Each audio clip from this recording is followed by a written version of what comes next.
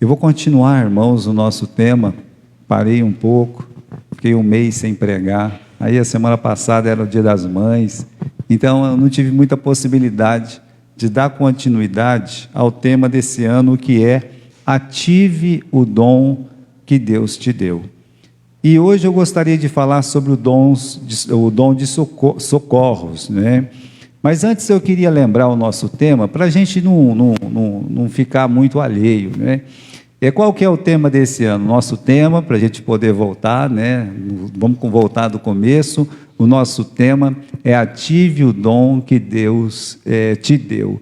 E o que a gente quer alcançar, né? A igreja, ela é composta de pessoas com dons.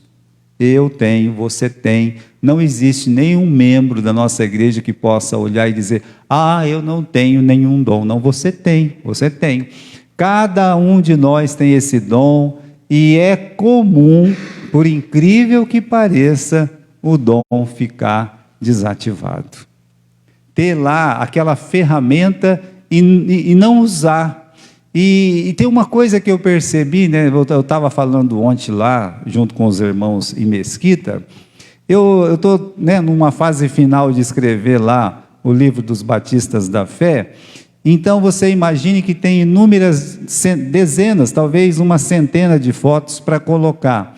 E aí, como é que eu vou fazer, né? Eu tenho que abrir um jornal, daquele jornal eu tenho que colocar uma foto e coisa e tal. Veja só, eu tava com uma ideia boa. Eu falei, eu sei o que eu vou fazer, né? Eu vou tirar uma foto aqui, daquela foto vai para o celular, do celular eu taco um cabo, do cabo eu taco o computador, do computador eu puxo aqui, tá. Quando pensa que não, eu estou com um negócio ali dentro, né? Eu pensei. Outra coisa, eu mando para a irmã Nora, ela vai lá, ela vai fazer como é que fala, né? Escanear e coisa assim, né? Como se ela não tivesse mais nada para fazer. Aí vai dar certo também. Se uma coisa não der certo, outra coisa dá certo. Aí eu tive a ideia, falei assim: ô Felipe, vem cá. Ô, teu pai quer fazer esse negócio aqui. Ele foi lá, apertou um botão, 2 botões. É só isso aí? É. Ah. 1 botão, 2 botões. Estava lá, facinho para ser usado, mas eu não usava. Eu não sabia. Então, às vezes, o irmão tem um dom, e ele não usa, às vezes, porque ele não sabe. Ele não sabe como ele pode abençoar uma vida só dele querer ativar, que nem o Paulo falou. O Paulo não falou para uma pessoa que não trabalha, uma pessoa inútil. Quando o apóstolo Paulo falou, olha, ative o dom que Deus te deu, ele falou, meus irmãos, para o discípulo mais precioso que ele tinha. Sabe, é a continuação do ministério do apóstolo Paulo. É aquilo, meus irmãos, o filho na fé que a gente tem assim, olha, depois do Paulo quem que é? Quem que veio? É o Timóteo.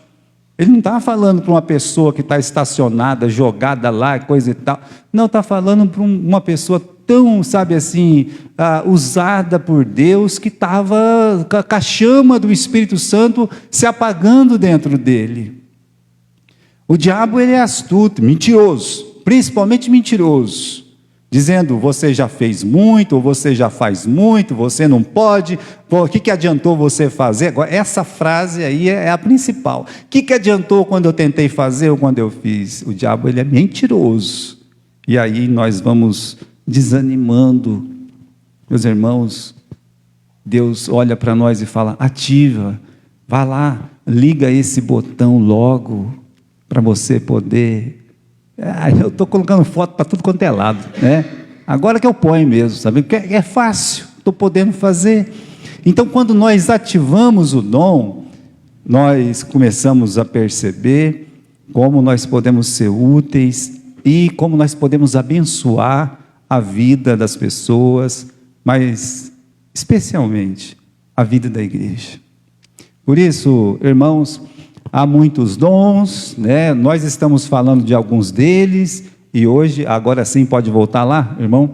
Olha, nós vamos falar do dom de socorros, que é o dom com os olhos e as mãos de Deus. Porque quando uma pessoa socorre a outra, primeiro ela tem que enxergar a outra, e aí ela tem que ir lá e colocar a mão na massa. Socorrer é isso, é você realmente ter os olhos e as mãos de Deus. Então vamos voltar em 1 Coríntios, no capítulo 13, no capítulo 12, no versículo 28. Você pode perceber que tem muitos dons aí mencionados, tá? No versículo 28, e eu peguei só esse aí, né? Esse antepenúltimo aí, tá certo? Os socorros, é sobre esse que nós vamos falar sobre esse dom. E eu queria lembrar aos irmãos que às vezes, como Deus coloca no original, facilita para a gente poder entender o que exatamente Deus ele estava falando. Por exemplo, a palavra, né? Nós temos essa palavra no original, ela só aparece ali, não aparece em lugar nenhum mais no Novo Testamento. Ela aparece no Velho Testamento, mas o Velho Testamento foi escrito em hebraico e o Novo Testamento em grego. Então, no Novo Testamento, essa palavra grega só tem uma vez, só lá. É só aqui que você vai encontrar no versículo 28 do capítulo 12 do livro de 1 Coríntios, né? E o que significa, né? É ter a percepção e ajudar. Literalmente significa isso. A pessoa ter percepção, né? E ajudar. É uma palavra composta, essa palavra no grego. Aí, né, existe a raiz dela, que significa segurar com as mãos. É quase que a mesma coisa. Porque uma pessoa que socorre a outra, ela percebeu alguma necessidade. E ela vai fazer o quê? Ela vai lá e ajuda. Agora, do jeito que ela é posta na raiz dela, segurar com as mãos, aí, meus irmãos, né, essa pessoa, ela vê a necessidade, né, e se aproxima. E é sobre isso que fala o dom de socorros. Então, vamos lá, o dom com os olhos e com as mãos de Deus. Vamos abrir no Salmo 46, no versículo 1. Salmos 46 e versículo 1. Por que ele é o dom com os olhos e as mãos de Deus? Porque Deus é aquele que segura com as mãos.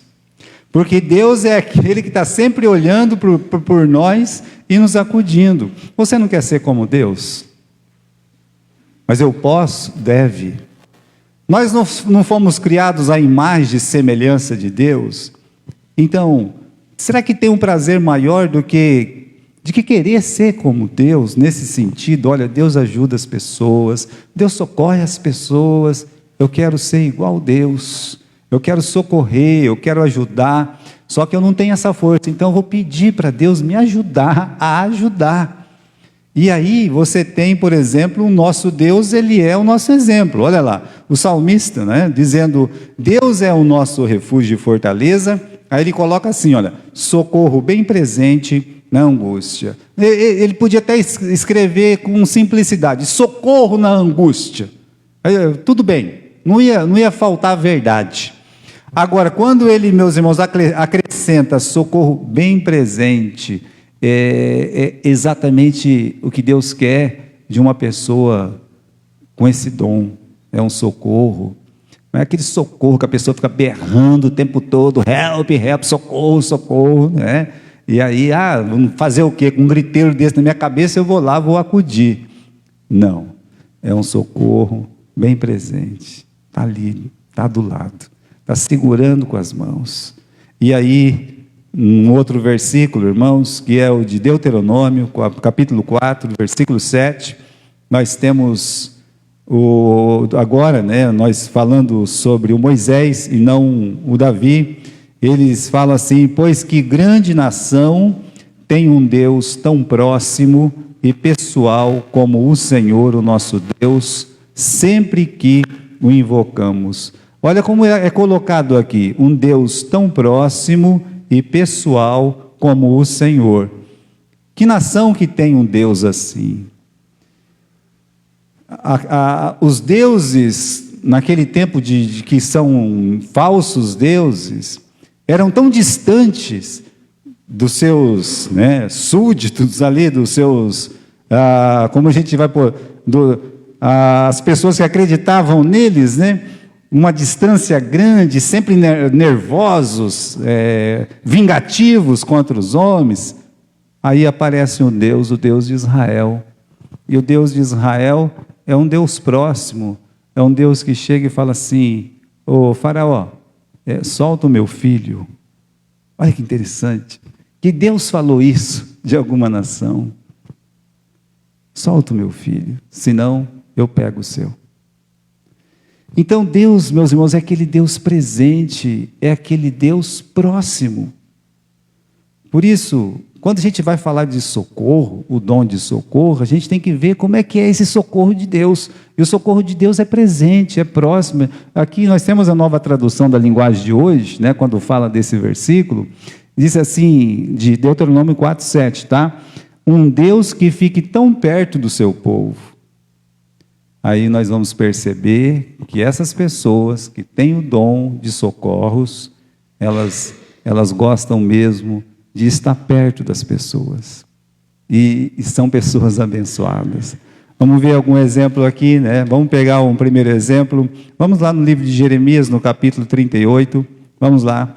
O primeiro exemplo que eu queria dar para vocês é de Ebed-Meleque. Ebed-Meleque é aquele escravo real. E a pessoa que Deus usa, meus irmãos, no caso de Ebed-Meleque, ele nem conhecia direito o profeta Jeremias, tá? Capítulo 38 de Jeremias. Mas ele viu uma necessidade. E ele ficou sabendo de uma necessidade, e era uma necessidade urgente. Veja só uma pessoa tocada por Deus. Quando você fica sabendo de uma necessidade urgente, às vezes você sente desejo de ajudar, ou você foge. Às vezes as pessoas fogem. Pode ver uma pessoa ali precisando, ela foge. A parábola do bom samaritano é clara para nos ensinar que isso é possível na maioria das vezes. E aí então você tem um profeta como Jeremias, que estava pregando, aí no capítulo 38 você pode ler, ele estava pregando, olha, aquelas pessoas que se entregarem para o rei da Babilônia, Deus está falando que elas não vão morrer. Agora, se elas não se entregarem, elas vão morrer. Deus está falando que isso vai acontecer. Quando os príncipes, sabe, a turma da Nutella, né? Aquele povo sanguessuga lá da corte, que não coloca a cara para nada para trabalhar, nem para lutar, mas que manda, né? Que faz as coisas, disse, não, esse homem está desanimando as nossas mãos, esse homem está desanimando os nossos soldados, e eles vão entrar aqui dentro e vão tomar o nosso reino. Não, já estava praticamente tomado, é que ia tomar a mordomia deles. Então a Bíblia diz que os príncipes, esses, né, os filhos lá, o sangue nobre, pegaram o Jeremias, olha só, e jogaram o Jeremias dentro de uma cisterna, e quando ele caiu, olha, jogaram na base da corda, quer dizer que era profunda aquela cisterna, e ele ficou lá atolado na lama. É o que você lê, olha o versículo 6 aí, do capítulo 38 e versículo 6, então tomaram a Jeremias e o lançaram na cisterna de Malquias, filho do rei, que estava no átrio da guarda, e desceram a Jeremias com cordas, mas na cisterna não havia água, senão lama, e atolou-se Jeremias na lama. E agora? Ele é só um empregado, ele é um eunuco, ele é um escravo ali, ele não é nada. Ele não pode nem abrir a boca. Quem que é o Ebed-Meleque? Um egípcio. Etíope, obrigado. É um ninguém, sabe? Está ali, sabe? Foi pego escravo lá, agora trouxe aqui. Pois ele tem coragem de ir lá na frente do rei, de encarar o rei e dizer, rei, esses homens estão cometendo uma maldade, rei. Eles não podem fazer isso com Jeremias. Se ele ficar lá, ele vai morrer de fome, rei. Olha só. A pessoa se levantar contra os príncipes, o próprio rei disse, vocês podem pegar ele e fazer o que vocês quiserem. Tem que ser uma pessoa que tem um coração muito pronto para ajudar. Então, às vezes, como é que está aqui, né? Olha lá, o dever de socorrer quem está em apuro. ele não era parente, ele nem amigo era do profeta Jeremias. E Deus usa quem menos imaginamos, e assim o dom de socorro nos leva a ajudar quem a gente menos imagina. Deus vai usar pessoas da nossa igreja para abençoar pessoas de outra igreja, ou sem igreja. E aquela pessoa vai ver aquele testemunho e pode até vir para a igreja. E quando isso acontece, é um testemunho muito forte, muito fiel. Veja como esse dom, ele tem assim, uma força para trazer pessoas para a igreja. Para levar pessoas para conhecer o Evangelho. A pessoa nunca me viu, mas me acudiu, ela me ajudou. Te conhecia? Não, nunca me viu na vida, mas ela realmente me viu ali em apuro e me socorreu. Então, o que a gente aprende com Ebed-Meleque, né? Que na hora do apuro você tem que ter coragem para agir, para ajudar, né? E aí, meus irmãos, quando ele vai socorrer, ele tem 30 homens para ajudar ele, e ele poderia jogar uma corda e dizer: segura aí, Jeremias, né? Nós vamos te puxar daí de dentro. Ó, estou com 30 cara forte aqui, eu posso não ter força, mas pessoal que está comigo, você segura, hein? Né? Se amarra aí com o pé, com a mão, e nós vamos subir você. A gente aprende com Obed-Meleque, uma pessoa que quer ajudar mesmo, ela não ajuda de qualquer jeito. Sabe? Hoje numa corda lá, se quiser, se tiver com a mão quebrada, morde, mas vem no dente, né? Acho que foi o Luquinha que contou uma vez que o camarada caiu lá num buraco, caiu, quebrou os 2 braços. E aí, como é que eu vou te tirar daí? Morde a corda, né? Subiu mordido assim, né? Você tá bom? Ele estou, caiu de novo, quebrou as 2 pernas, né? Então, é brincadeira, isso aqui é uma piadinha, né? Não tem graça, mas tem. Veja, né? Você vai ajudar de qualquer jeito, só para dizer que está ajudando. O Ebed-Meleque, ele é mestre nisso, para nos ensinar que uma pessoa com esse dom, ele não ajuda de qualquer jeito não. Vamos dar uma olhadinha aí, versículo 11, diz assim: e tomou Ebed-Meleque os homens consigo, e foi à casa do rei, por debaixo da tesouraria, e tomou dali alguns trapos velhos e rotos, e roupas velhas, desceu-os a Jeremias na cisterna, por meio de cordas, e disse Ebed-Meleque, o etíope, a Jeremias: põe agora estes trapos velhos e rotos, já apodrecidos, por baixo, nas axilas, calçando as cordas. E Jeremias assim o fez. Eu acho muita humanidade isso aí.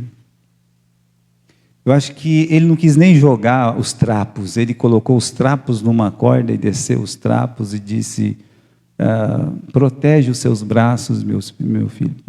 Né, nós vamos puxar, vai doer.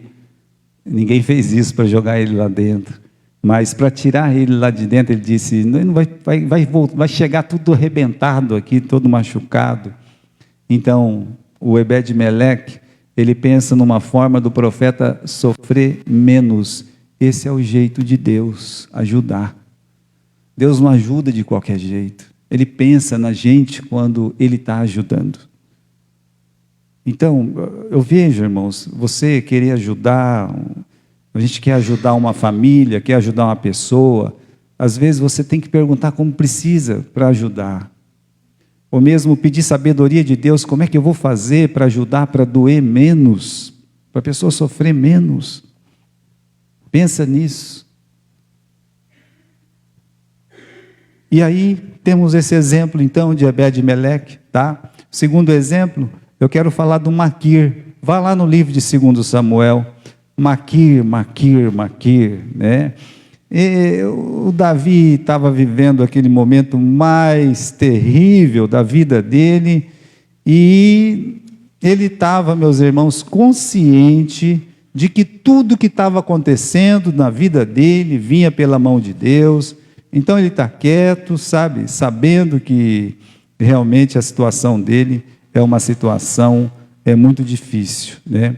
Então eu queria que você abrisse no capítulo 18, tá? Capítulo 18, né? Capítulo 18 não, perdão, é capítulo 17 e versículo 27. Desculpe. E sucedeu que, chegando Davi a Manaim, Sobi, filho de Naás, de Rabá, dos filhos de Amon, e Maquir, filho de Amiel, de Lodebar, e Barzilai, o Gileadita, de Rogelim, tomaram cama, bacia, vasilha de barro, trigo, cevada, farinha, grão torrado, favas, lentilhas, torradas também, mel, manteiga e ovelhas, queijos de vaca, e os trouxeram a Davi e ao povo que com ele estava, para comerem, porque disseram: este povo no deserto está faminto, cansado e sedento. Olha as mãos de Deus. A percepção e ajuda. O que significa essa palavra socorro no original? Percepção e ajuda. Tem 3 homens aqui. O Sobi, que era um amonita, nós temos o Barzilai, bem conhecido nosso também na Bíblia, mas aí tem esse personagem, o Maquir. Eu vou puxar ele só, não estou desmerecendo os outros 2 de forma nenhuma, tá? Mas olha aqui, o Davi, ele tinha sido deposto, ele saiu fugido lá de Jerusalém, ele foi apedrejado, ele foi xingado, a família dele foi, humilhada lá dentro de Jerusalém, ele saiu de cabeça baixa, descalço, chorando, foi embora, adorou a Deus, uma humilhação muito grande, atravessou o rio e agora ele está exilado. Quem que quer um rei para baixo, caído, E muitas pessoas dizendo: bem feito, ele merece, é isso mesmo. A Bíblia diz que todo Israel estava seguindo o Absalão, o próprio filho fazendo isso para ele. Bem, meus irmãos, quando a política vira para um lado, todo mundo pula para o outro ali, fala assim: não, vamos, o negócio virou, vamos virar também, porque eu também, como é que eu vou fazer, não é? É assim que o mundo funciona desse jeito. E aí, agora ele não é mais rei, por que eu vou ajudar? Eu chamo o Maquir, porque o Maquir, ele era muito ligado com a família de Saul, que foi rei antes de Davi. Então talvez ele teria motivos para dizer: gostei, mas aí está um homem faminto, cansado e com fome, está lá. Sedento, perdão. Então, está ali, e eles têm a percepção que uma pessoa dessa precisa de ajuda. Então, irmãos, o Maquir é o nosso dever de socorrer aqueles que ninguém quer. Eu usei ele porque o Davi não foi a primeira pessoa que ele ajudou. Quando você abre o capítulo 9, aqui de 2 Samuel mesmo, só você volta 2, 3 páginas aí da sua Bíblia, você encontra o capítulo 9, assim que o Davi subiu no trono, ele queria abençoar a família do amigo dele, do Jonatas, que era filho do rei Saul. E saiu perguntando: olha, não sobrou ninguém aí, porque mandaram matar a família todinha, do Saul. E aí no capítulo 9, você lê: disse Davi: tem alguém ainda que tenha ficado da casa de Saul, para que lhe faça benevolência por amor de Jonatas? E havia um servo na casa de Saul, cujo nome era Ziba, e o chamaram à presença de Davi. E disse-lhe o rei: você é Ziba? Ele disse: sou teu servo. E disse o rei: não tem ninguém da casa de Saul que eu possa usar com ele de beneficência divina? Então disse Ziba ao rei: tem sim, tem um filho de Jonatas, ele é aleijado de ambos os pés. E disse o rei: onde ele está? E disse Ziba: ele está na casa de Maquir, o filho de Amiel, em Lodebar. Bom, a história desse menino está contada no capítulo 4. Quando, é aquele negócio, o rei Saul tinha morrido, naquela guerra, o Isbosete ficou no lugar, aí o pessoal se revoltou contra Isbosete, porque já estava querendo ir para o lado de Davi, aí teve uns malucos lá que começaram a matar todos os familiares do Saul, os descendentes de Saul, Esbozete, né, e todos os familiares, a ama, né, que cuidava dessa criança, que era filho de Jonatas, um molequinho de 5 anos, é uma criancinha, imagine uma criancinha de 5 anos, no desespero pegou essa criancinha de 5 anos para proteger a criancinha, saiu correndo, né, para ninguém matar a criancinha, tropeçou, caiu, a criança caiu, e tinha 5 aninhos, e ficou aleijada dos 2 pés. Agora, irmãos, coloca uma criança aleijada dos 2 pés no orfanato. O irmão aqui trabalha com criança. É fácil de adotar, né? É fácil. Coisa mais fácil que tem é adotar. Sabe? Ninguém quer. Esse homem mora do outro lado do país, do outro lado do rio, para chegar lá dar um trabalhão danado.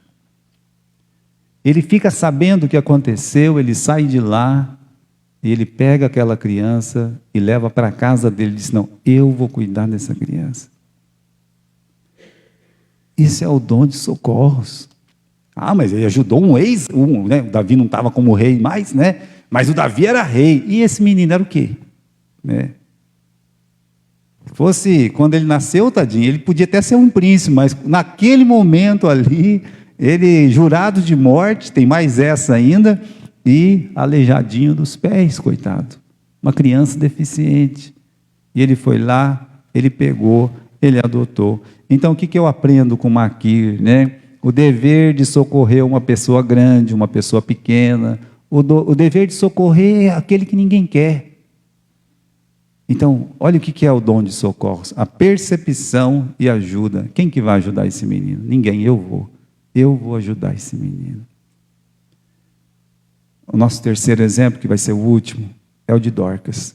Eu quero que você vá no livro de Atos, vá comigo lá no livro de Atos, no capítulo 9, versículo 39.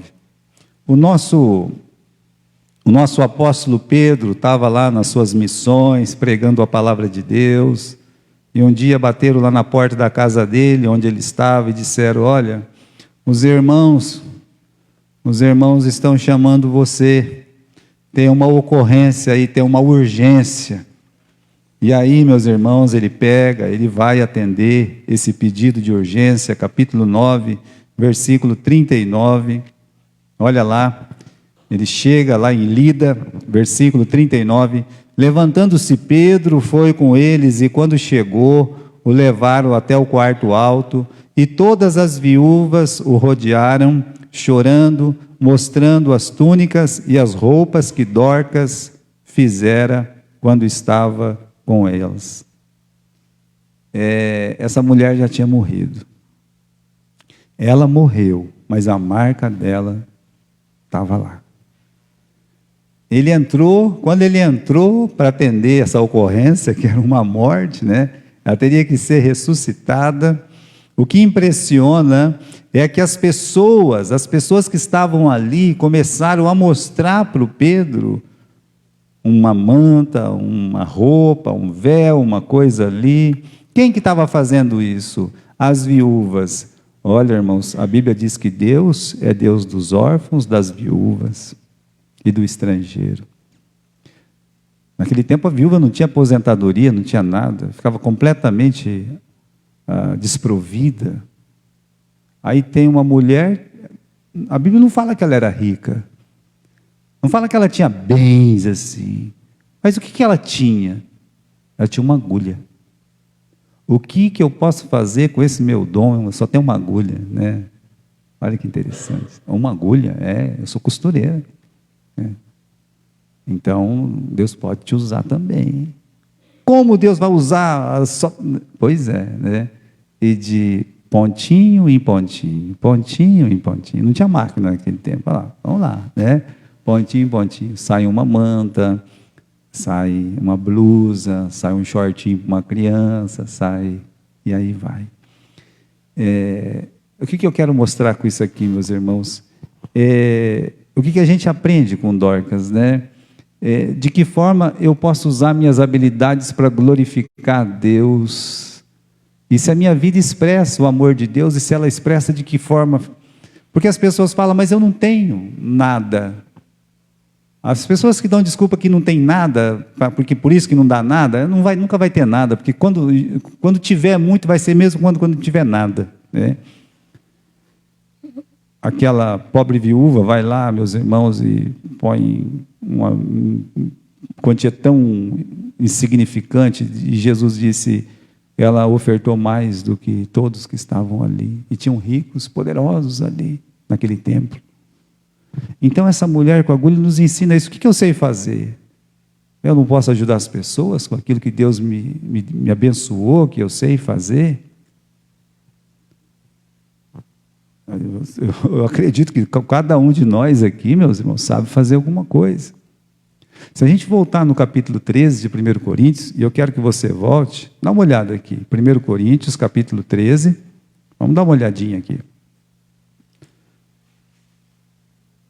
Lá naquele versículo que a gente estava lendo, tá? Você repare que tem muitos dons aqui no versículo 12. Eu vou ler de novo. Deus pôs na igreja, primeiramente apóstolos, segundo profeta, versículo 28. Terceiro doutor, depois milagre, depois dons de curar, socorros, governos, variedade de língua. Aí ele começa a fazer umas perguntas no versículo 29. Dá uma olhada. Porventura são todos apóstolos? São todos profetas? São todos doutores? São todos operadores de milagres? Todos têm o dom de curar? Falam todos diversas línguas? Interpretam todos? Ele esquece de falar um aí. Qual que ele fala? Ele esquece de falar socorros. E o governo? Veja só. Por quê? Primeiro, porque socorros é para todos. Ele não pode falar assim, todos têm o dom de socorros. Aí ele não fala isso. É como se ele jogasse a bomba ali no meio e dissesse assim, olha, você tem também, viu, esse dom. Você não vai escapar não. Deus vai cobrar esse dom de você. Irmãos, a gente tem que usar isso lá fora, a gente tem que usar isso na nossa família, com os nossos amigos e dentro da igreja também. Mas por que a gente não ajuda então? Bem, existem aqueles que não vão ajudar nunca, né? Coloca aí, meu filho, né? Pode pôr. Ou ele não está indo. Tem horas que trava, né? Então, não vai, né? Por que a gente não ajuda? Tem aquelas pessoas, meus irmãos, que elas vão passar de longe mesmo, tá? Eu já disse, tem aquele sacerdote, tem o escriba, e olha lá, é sacerdote, é escriba, eles vão fazer de conta que não está vendo. Não vai fazer de conta que não está vendo a necessidade nem dentro da própria casa, na própria casa, da própria família, não consegue enxergar a necessidade do pai, da mãe, dos irmãos, ou da esposa, do marido, dos filhos. Como é que pode? Eu tenho que enxergar. Eu tenho que ver o que está acontecendo ali. Na minha rua, eu posso fazer mais. Dentro da igreja, tem tanta coisa para fazer. Mas, irmão, tanta coisa. A gente ajuda que se a gente não quiser, passa de largo. Para mim não interessa fazer. Tá bem, Deus vai cobrar de você de um outro jeito.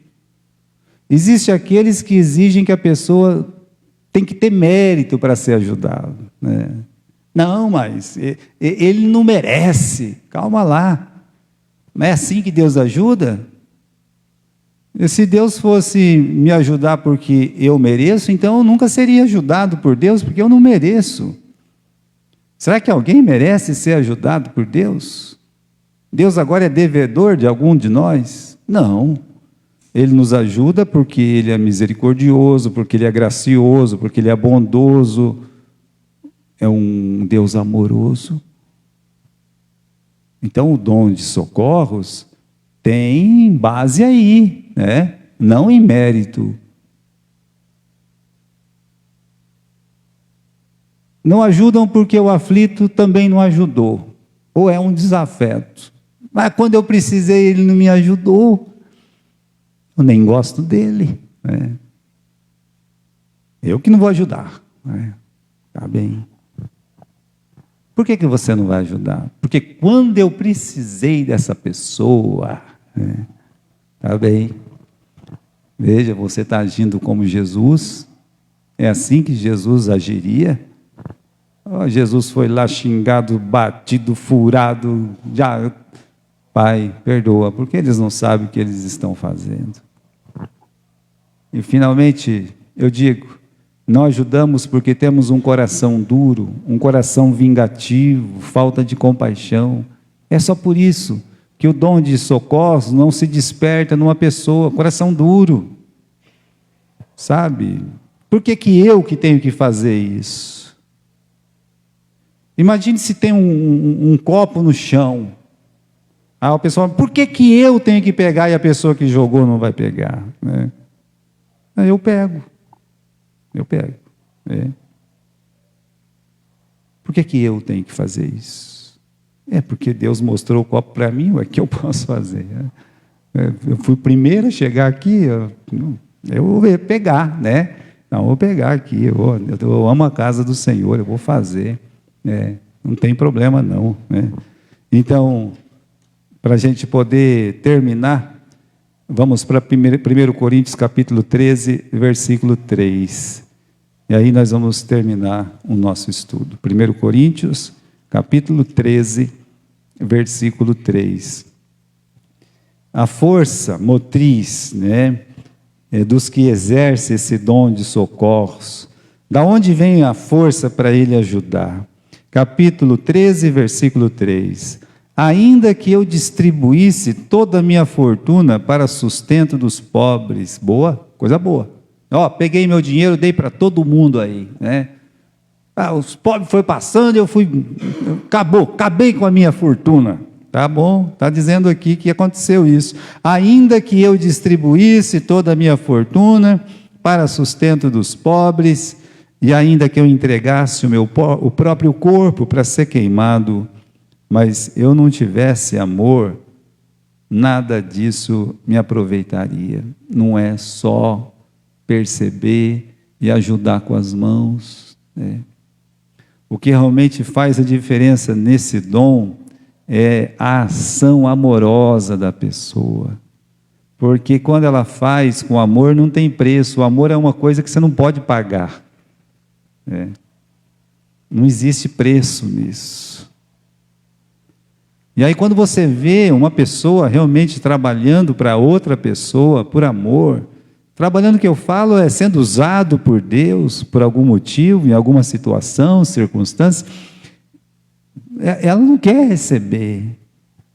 Ela não quer receber nem o muito obrigado. Não, ela faz por amor.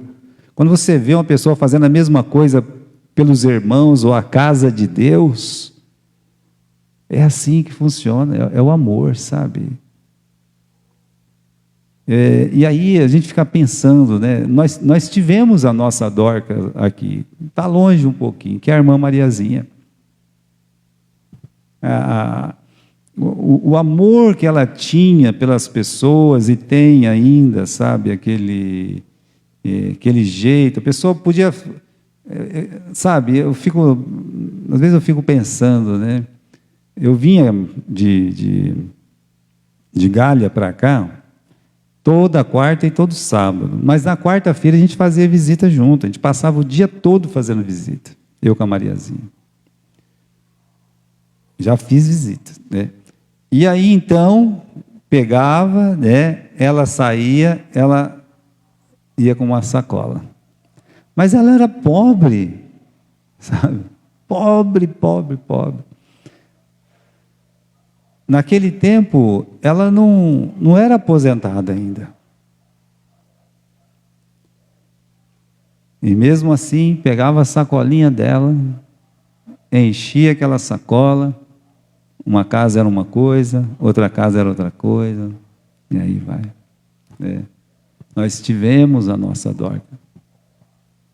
Nós vamos ter filhos na fé aqui, que é fruto dessas atitudes de amor que nós vamos chamar de o dom de socorros, que é, meus irmãos, onde nós devemos empregar mais o tempo da nossa vida. Que você seja tocado pelo Espírito Santo, porque as pessoas precisam de você. A tua igreja precisa de você. E Deus quer que você ative esse dom, porque esse dom não é uma coisa, eu tenho, o outro não tem, não. Pelo que nós temos ali em 1 Coríntios capítulo 13, ele não dá essa desculpa para nós. É para todos, todos têm que ter esse dom, o dom de socorrer, um grau maior ou menor, mas ninguém vai escapar dele de jeito nenhum. Deus vai cobrar de todos nós. Amém?